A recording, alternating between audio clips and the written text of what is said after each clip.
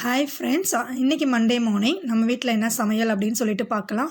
Morning பிரேக்ஃபாஸ்ட்டுக்கு வந்து தோசையும் சட்னியும் ரெடி பண்ணிட்டேங்க. ஸோ ஆஃப்டர்நூன் லன்ச் பேக் பண்ணுறதுக்காக சூடாக சாதம் வடிச்சிருக்கேன். மண்டே மார்னிங்னாலே ஏதோ ஒரு லேசினஸ் வந்துடுதுங்க. சீக்கிரமாக எந்திரிச்சாலுமே சிம்பிளாக செய்யணும் தான் தோணுது. ஸோ அதுக்கு வந்து ரசம் வச்சுருக்கேன். ஸோ ரசம் வச்சா வீட்டில் வந்து காய் வந்து அவங்க விருப்பத்துக்கு ஏற்ற மாதிரி ஏதாவது காலிஃப்ளவர் பொட்டேட்டோ வேணும்னு சொல்லுவாங்க.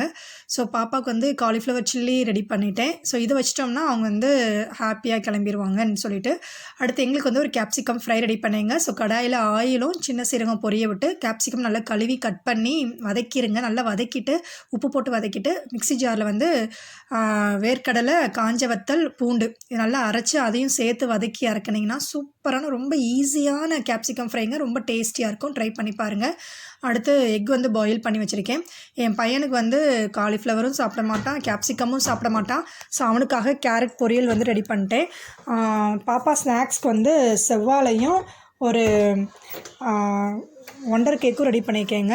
ஸோ ஒண்டர் கேக் வந்து எப்போவுமே ஃப்ரூட்ஸாக வைக்கிறோமேன்னு சொல்லிட்டு அவளுக்கு எக்ஸ்ட்ரா ஒரு ஸ்நாக்ஸ் வச்சுவிட்டோம்னா அவங்க கொஞ்சம் போர் அடிக்காமல் இருக்குன்னு சொல்லிட்டு ஒண்டர் கேக் சேர்த்து வச்சுருக்கேன். ஸோ இவ்வளோ தான் ஃப்ரெண்ட்ஸ் இன்றைக்கி எங்கள் வீட்டு சமையல். உங்கள் வீட்டில் என்ன சமையல் அப்படின்னு சொல்லிட்டு சொல்லுங்கள். தேங்க்யூ.